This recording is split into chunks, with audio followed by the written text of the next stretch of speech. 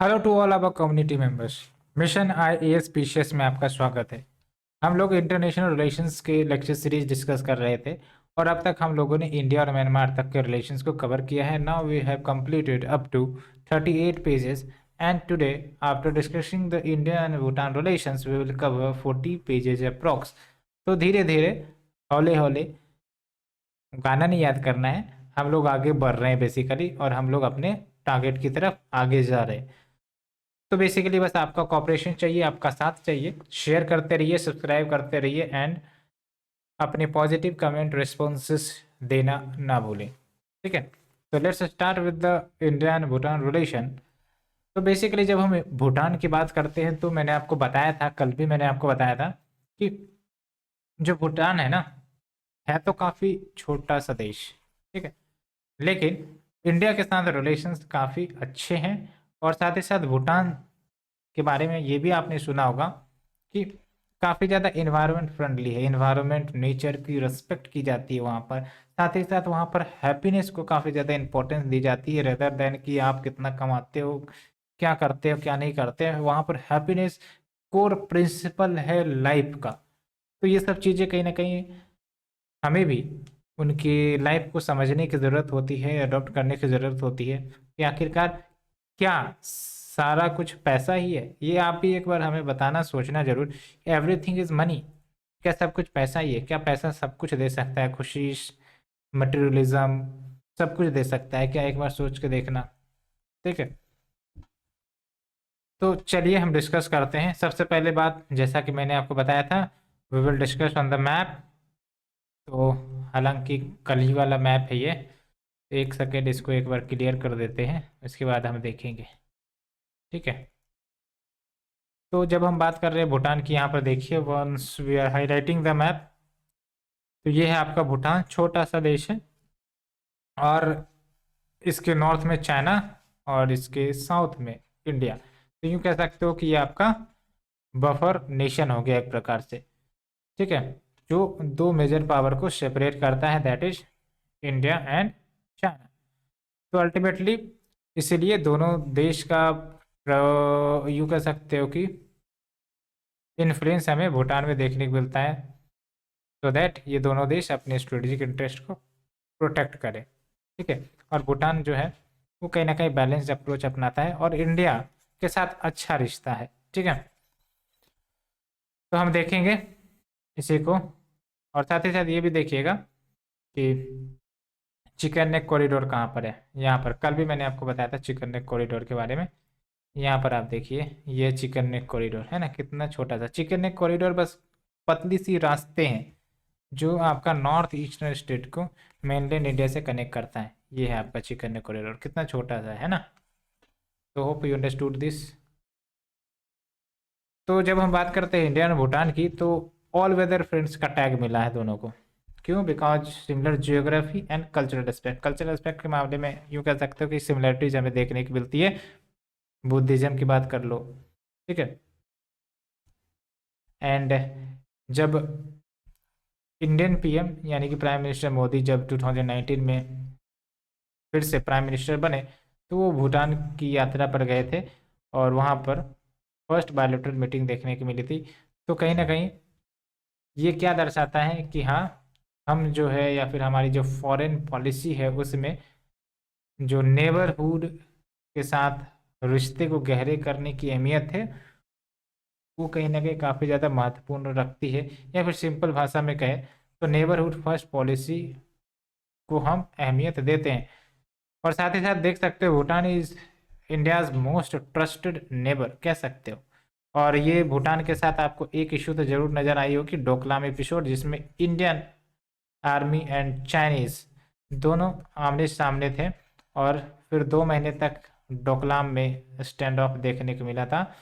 ठीक है, काफ़ी ज़्यादा गहमा गहमी सिचुएशन बन गई थी उस रीजन में। कहाँ है ये डोकलाम, क्या डिस्प्यूट था, वो सब हम देखेंगे। साथ ही साथ आखिरकार क्या हमारे और भूटान के साथ रिलेशन है, उन सब को भी हम देखेंगे। तो सबसे पहली बात हम शुरुआत करते हैं कि जो इंडिया है उन्होंने भूटान की जो यूनिक कल्चर और सोवरेनिटी है उसको तो रेस्पेक्ट किया ही किया है। साथ ही साथ भूटान भी, ये ध्यान रखिएगा, भूटान भी इंडियन कंसर्न्स को अपने ध्यान में रखा, इसीलिए ज़्यादातर आप देखोगे कि चाइना का इन्फ्लुएंस भूटान में कम ही है। ठीक है, और ये काफ़ी अच्छी एस्पेक्ट है भारत के लिए। तो चलिए हम टाइल्स की बात करते हैं। तो हिस्टोरिकल टाइल्स की तरफ हम चलते हैं। तो सबसे पहली बात तो ये कि स्ट्रॉन्ग कल्चरल टाइज दोनों देश शेयर करते हैं। कैसे?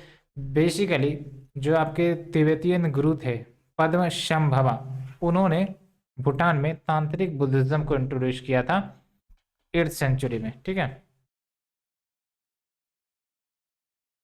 एंड 1947 में Bhutan was among the first country जिन्होंने इंडिया की इंडिपेंडेंस को रिकॉग्नाइज की।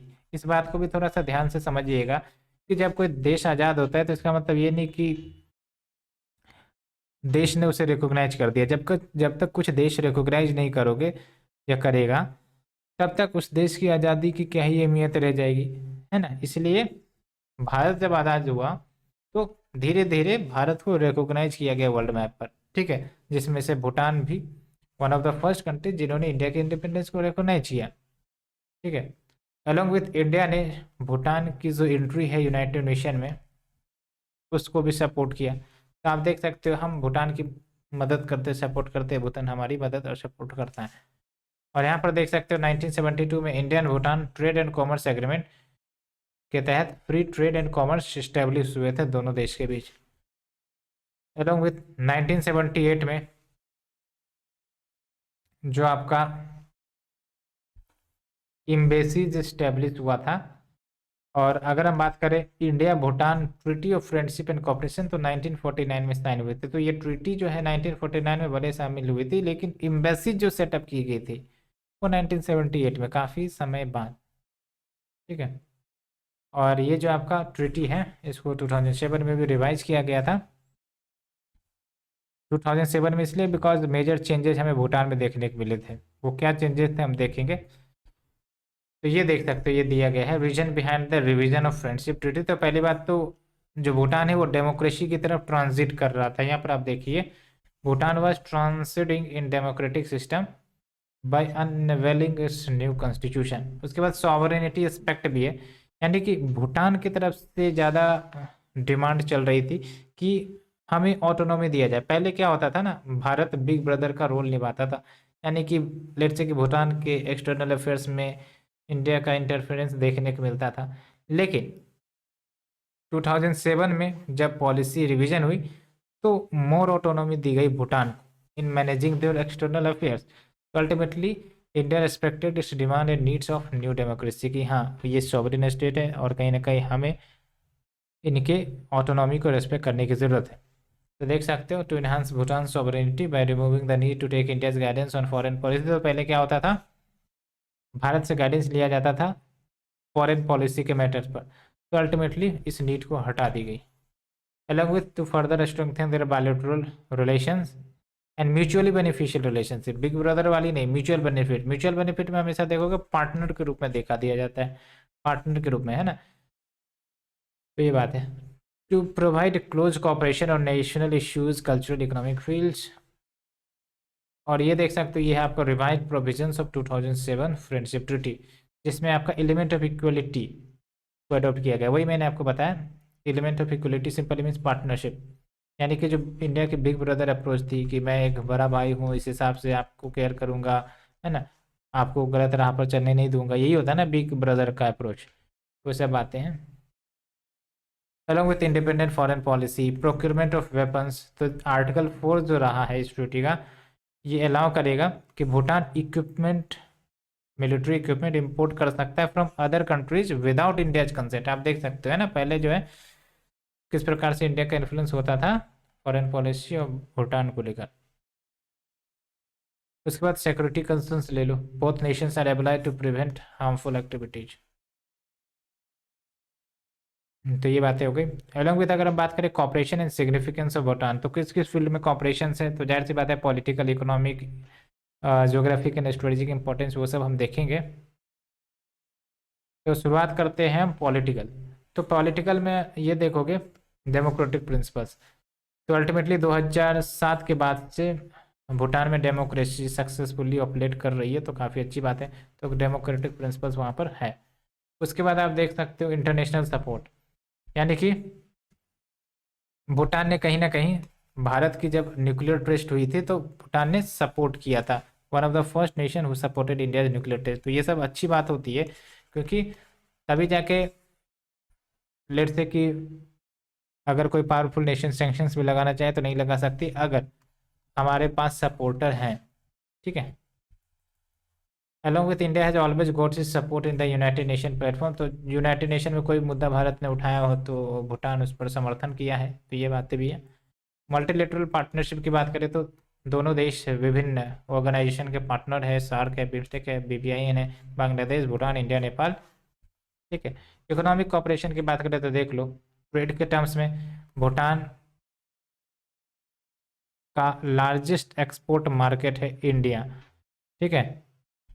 सिंपल भाषा में क्या है, तो भूटान जो भी एक्सपोर्ट करता है सबसे ज़्यादा इंडिया में करता है। साथ ही साथ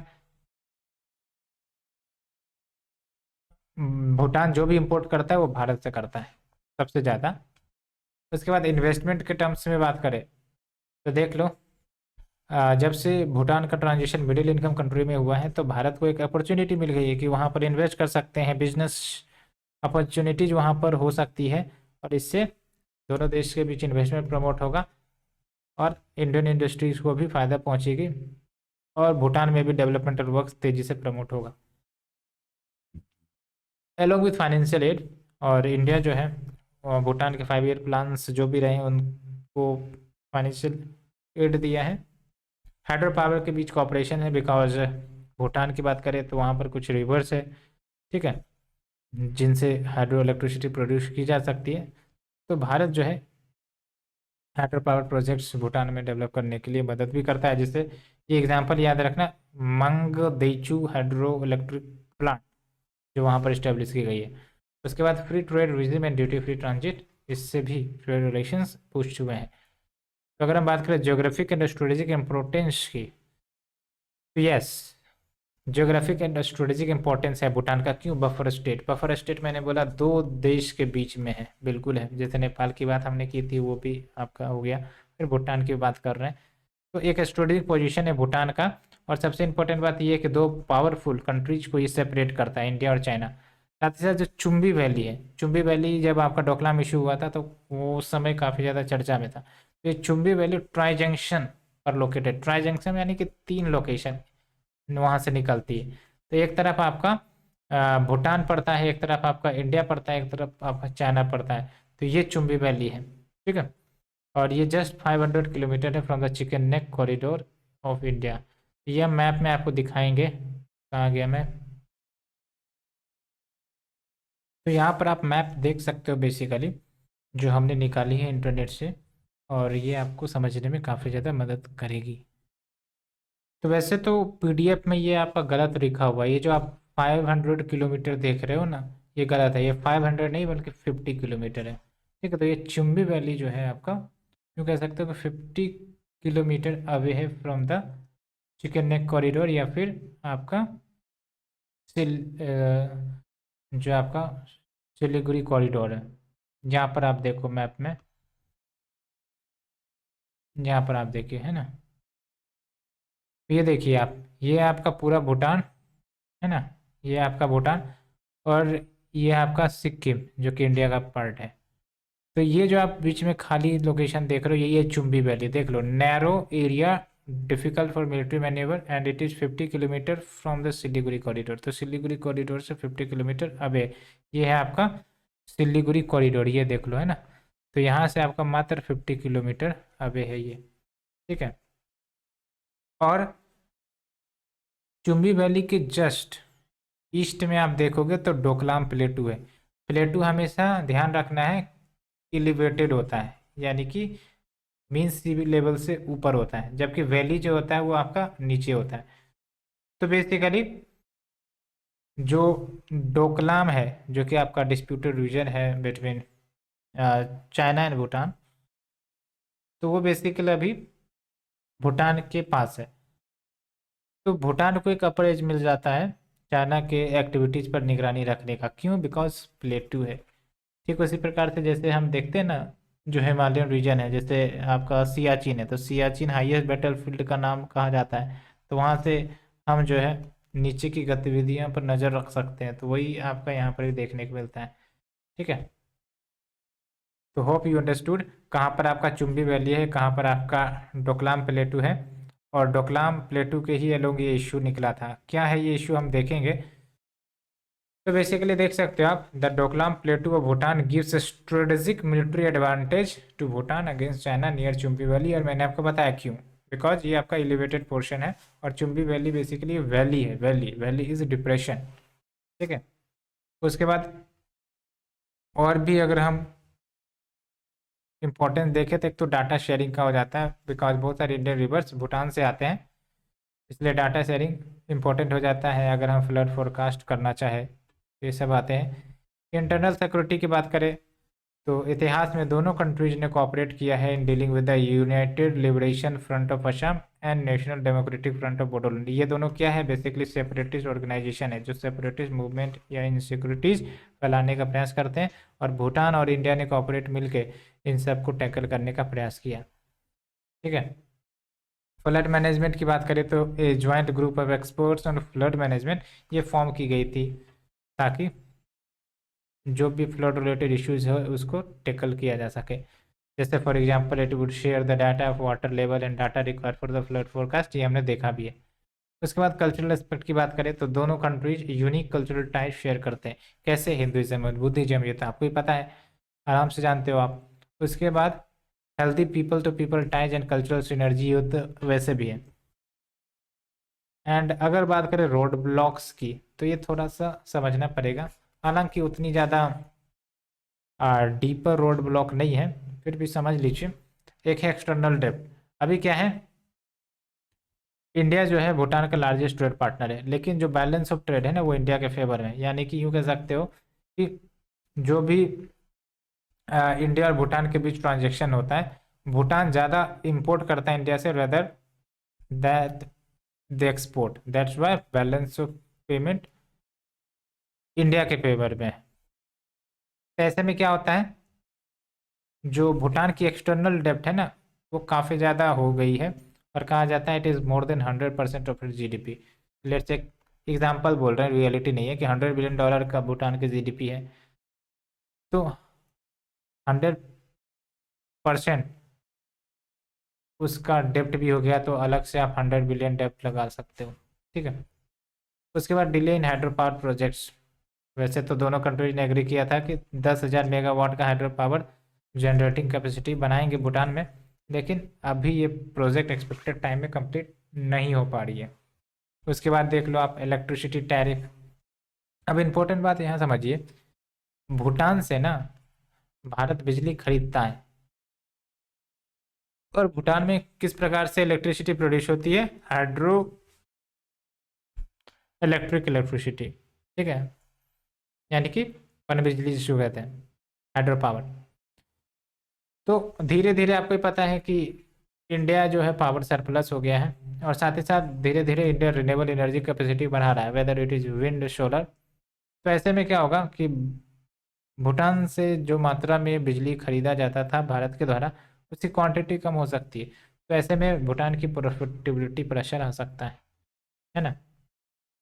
और कहा जाता है इंडियन इंटरवेंशंस भी देखने को मिलता है, जैसे for example government decision to cut cooking gas subsidy just before 2013 elections in Bhutan जो हुआ था, तो ये इंडिया के इंटरफेरेंस को दिखाता है। तो इससे वही बात है, सॉवरेनिटी वाली इशू निकल कर आ जाती है ना। उसके बाद BBIN, तो जो भूटान है वो BBIN यानी कि जो आपका मोटर व्हीकल एग्रीमेंट है इसको नहीं ज्वाइन कर रहा है। क्यों, बिकॉज उनका कहना है कि अगर हम इस एग्रीमेंट को सहमति देते हैं तो इससे आपका इन्वायरमेंट और क्लाइमेट पर बुरा असर पड़ेगा। और उसके बाद इंटरनल सिक्योरिटी की बात करें तो जो इंसर्जेंट ग्रुप्स है जो आपका भूटान के साउथ ईस्ट फॉरेस्ट में लोकेटेड है, बिकॉज मेजरली आप देखोगे तो भूटान फॉरेस्ट से कवर है, तो वहाँ पर भी इंसर्जेंट ग्रुप्स छुप जाते हैं और फिर भारत में डिस्टर्बेंसेस क्रिएट करने का प्रयास करते हैं। और next is your Chinese concern, कि चाइनीज जो है वो किसी भी तरीके से डिप्लोमेटिक टाइज इस्टेब्लिश करना चाहता है। अब एक तो होता है प्यार मोहब्बत से इस्टेब्लिश करना, दूसरा होता है कि वैसा प्रेशराइज करना, जैसे डोकलाम इश्यू आपने देखा है ना। तो डोकलाम इश्यू मतलब क्या है कि हाँ, इस प्रकार का डिस्टर्बेंसेस क्रिएट करो ताकि भूटान जो है नेगोशिएट करे हमारे साथ, बातचीत करे हमारे साथ, एक इस प्रकार से रिलेशन इस्टेब्लिश किया जाता है। ठीक है, तो ये बात है। तो ये बातें हो गई। अब चलते हैं फ्यूचर स्कोप ऑफ कॉपरेशन, कि भविष्य में क्या कॉपरेशन किया जा सकता है। तो पॉलिटिकल लेवल पर वही बात है, ऑटोनॉमी रिस्पेक्ट करिए, इंटर पार्लियामेंट्री कॉपरेशन कर सकते हैं। ठीक है, जैसे फॉर एग्जांपल इलेक्शन कमीशन के साथ कॉपरेशन हो सकता है टू स्ट्रेंथन भूटानीज डेमोक्रेसी और फॉरेन पॉलिसी रोल।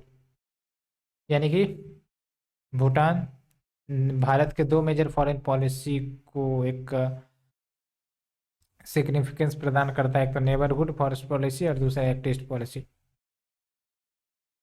डिफेंस के फील्ड की बात करें तो वही बात है, मिलिट्री एंड एयरफोर्स एक्सरसाइजेस को बढ़ाया जा सकता है ताकि डोकलाम स्टैंड ऑफ जैसी सिचुएशन अगर फिर से आए तो उसको हैंडल किया जाए। साथ ही साथ एंटी नेशनल एलिमेंट्स को भी डील करने के लिए जो डिफेंस कॉपरेशन है वो मदद करेगा, जो भारत के इंटरनल सिक्योरिटी को थ्रेट लेट से कि पहुंचाना है। तो साथ ही साथ इकोनॉमिक कॉपरेशन बढ़ाने पड़ेंगे।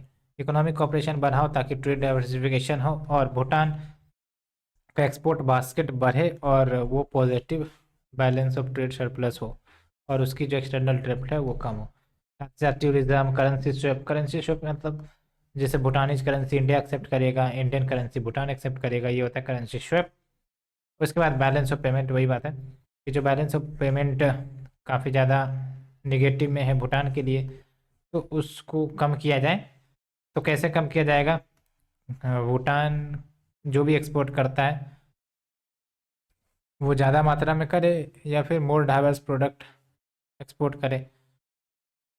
ठीक है, इसके बाद फॉरेन एड, भूटान को सबसे ज़्यादा एड इंडिया से ही मिलता है, लेकिन 2 सालों में ये कम हुई है, तो इसलिए एडवाइस की जाती है कि ये जो आपका एड है वो कंटिन्यू रहे, नहीं तो चाइनीज़ इन्फ्लुएंस बढ़ेगा।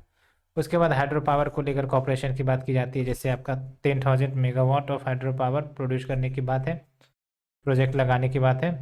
और साथ ही साथ सरप्लस पावर जैसे भूटान प्रोड्यूस करता है तो वो इंडिया इंपोर्ट करे। उसके बाद एजुकेशनल एंड इंडस्ट्रियल सेक्टर की बात करें तो knowledge sharing, India Bhutan foundation, skilling and scholarship, industrial connection with भूटानीज university, तो ये सब आपका एम्प्लॉयबिलिटी एंड एंटरप्रेन्योरशिप जो स्टूडेंट्स हैं भूटान के उसको बढ़ाएगा। स्पेस एंड एनवायरनमेंट कॉपरेशन की बात करें तो एक तो ये कि एमओयू साइन की गई है दोनों देश के बीच, जिसके तहत पीसफुल यूज हो सके आउटर स्पेस का, along with MoUs on environment natural resources, दोनों देश के बीच साइन की गई। इससे क्या होगा, इंडिया और भूटान कॉपरेट करेगा अपने अपने पोटेंशियल इंटरेस्ट एरियाज में, जैसे satellite communication, satellite navigation, space science, planetary exploration, ये सब में। साथ ही साथ इन्वायरमेंटल डोमेन में भी कॉपरेशन हो सकती है, because Bhutan is environmentally friendly काफ़ी ज़्यादा है। साथ ही साथ भूटानीज वैल्यूज़ की बात करें तो इंडिया को रेस्पेक्ट करना है, अडॉप्ट करना है distinct भूटानीज values and their way of life, because उनके द्वारा हैप्पीनेस को ज़्यादा प्रेफरेंस दिया जाता है ना, रेदर देन मनी। तो देख सकते हैं India can learn environmental governance, जिस प्रकार से वो अपने इन्वायरमेंट को, नेचर को सेफ गार्ड करती है, तो उनसे सीखा जा सकता है ना, ताकि हमारा भी इन्वायरमेंट प्रोटेक्टेड हो, प्रिजर्व हो और कैरिंग कैपेसिटी हमारे नेचर की बनी रहे। साथ ही साथ कैन बोरो हैप्पीनेस, कैसे? बाय लर्निंग रिलेशन, कि कैसे वो खुश रहते हैं, क्या वे ऑफ लाइफ है ना। काउंटरिंग चाइना की बात करें तो वो तो है ही, जैसे फॉर एग्जांपल बाउंड्री डिस्प्यूट्स हमें देखने को मिला था, तो भूटान को भी पता है कि इंडिया का अहमियत कितना ज़्यादा ज़रूरी है, नहीं तो चाइना का जो एग्रेसिव पॉलिसी है भूटान को प्रभावित कर सकता है। साथ ही साथ border management and defence cooperation में इंगेजमेंट किया जा सकता है, तो इससे क्या होगा, चाइनीज एग्रेशन पर रेसिस्टेंस लग सकती है, रोक लग सकती है। तो ये सिंपल सिंपल बातें हैं, ज़्यादा कुछ नहीं है, ये आप भी देख रहे होगे, बस कुछ कुछ पॉइंट्स हैं जो आपको ध्यान में रखने हैं। अब एक बात आती है, क्या भूटान इंडिया से दूर जा रहा है? अब दूर जा रहा है तो इसके लिए फैक्ट हमें देखना पड़ेगा, क्या सच में या झूठ में। तो देख सकते हो, पहली बात तो ये कि इन्हांस्ड इंगेजमेंट विद चाइना, धीरे धीरे चाइना के साथ इंगेजमेंट बढ़ा है। ठीक है, along with ties with Bhutan, China जो है वो एक प्रकार से डिप्लोमेटिक टाइज क्रिएट करना चाहता है विद भूटान, लेकिन भूटान जो है ना वो ठीक है। एक प्रकार से भूटान जो है वो समझता है चाइना के नेचर को, इसलिए भूटान जो उतना ज़्यादा भाव नहीं देता है चाइना को। Along with Bhutan's balancing act, जैसे फॉर एग्जांपल देख लो 2017 Doklam crisis, along with dissatisfaction from India, कभी कभी भारत से डिससेटिस्फाई भी हो जाता है। तो ये सब बातें हैं। तो कैसे हम रिलेशंस को रिवैम्प कर सकते हैं? तो पहली बात तो ये है कि इंडिया जो है वो भूटान के रिक्वेस्ट को एक्सेप्ट कर सकता है, जिसके तहत new land custom station create करने की बात की गई थी और इंटीग्रेटेड चेक पोस्ट इस्टेब्लिश करने की बात की गई थी। साथ ही साथ रेलवे कनेक्टिविटी को बिल्ड करने की बात चल रही है, ताकि कनेक्टिविटी बढ़ सके दोनों देश के बीच, और कनेक्टिविटी होगी तो ट्रेड होगा। ठीक है। हाँ, तो ये देख लो डोकलाम इशू हमने देखा था, उसे हम डिस्कस करते हैं डोकलाम इशूज को। ठीक है, उसके बाद ये चैप्टर भी आपका ख़त्म हो जाएगा। तो जब हम बात करते हैं डोकलाम स्टैंड ऑफ की, तो ये 2017 में देखने को मिला था, काफ़ी पुराना हो गया इशू। और थोड़ा सा मैप देखिए आप। ठीक है, ये है आपका भूटान, है ना, और ये है आपका सिक्किम। और सिक्किम और भूटान के बीच जो स्पेस देख रहे हो ये आपका चुम्बी वैली, और इधर ये आपका डोकलाम, ये जो आपका लिखा हुआ है ना, ये प्लेटू है डोकलाम, और चुम्बी एक वैली है। ठीक है, तो यहीं पर क्लेश देखने को मिला था। तो क्या इश्यू था? तो इस रीजन में चाइनीज ट्रांसग्रेशन देखने को मिला था, यानी कि जो चाइनीज ट्रूप्स हैं एक प्रकार से इस रीजन में आने का प्रयास कर रहे थे, डोकलाम रीजन में। ठीक है, तो जब ये स्थिति आई तो Indian troops along with भूटानीज army ने चाइनीज के अटेम्प्ट्स को रोका। क्या मैटर चल रहा था? रोड इंफ्रास्ट्रक्चर डोकलाम रीजन में बनाने का प्रयास चाइना की तरफ से चल रहा था, और डोकलाम जो है एक प्रकार से डिस्प्यूटेड टेरिटरी है बिटवीन चाइना एंड भूटान। ठीक है, तो जब डिस्प्यूटेड टेरिटरी है तो भाई साहब आप कैसे इंटरफेयर कर सकते हो रोड इंफ्रास्ट्रक्चर जो कुछ भी है, बिकॉज डिस्प्यूटेड है। तो अल्टीमेटली इंडियन प्लस भूटानीज मिलिट्री एक साथ आए और चाइना को रोका। तो इसी स्थिति को स्टैंड ऑफ की स्थिति बनी, और ये स्टैंड ऑफ आपका लगभग 2 महीने तक चला।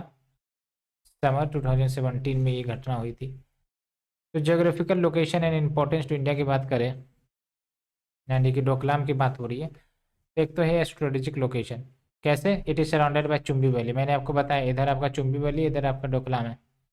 ठीक है, अलॉन्ग विद भूटान का हा वैली एंड सिक्किम, और साथ ही साथ इंडिया के चिकन नॉक कॉरिडोर से काफ़ी ज़्यादा नज़दीक है। मैंने आपको बताया 15 किलोमीटर, 50 किलोमीटर बेसिकली दूरी है बस।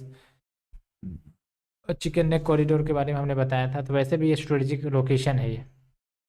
और जो डोकलाम है वो एक प्रकार से स्ट्रेटेजिक एडवांटेज प्रोवाइड करता है, बिकॉज डोकलाम एक प्लेटू है तो हायर एल्टीट्यूड पर है as compared to the Chumbi valley.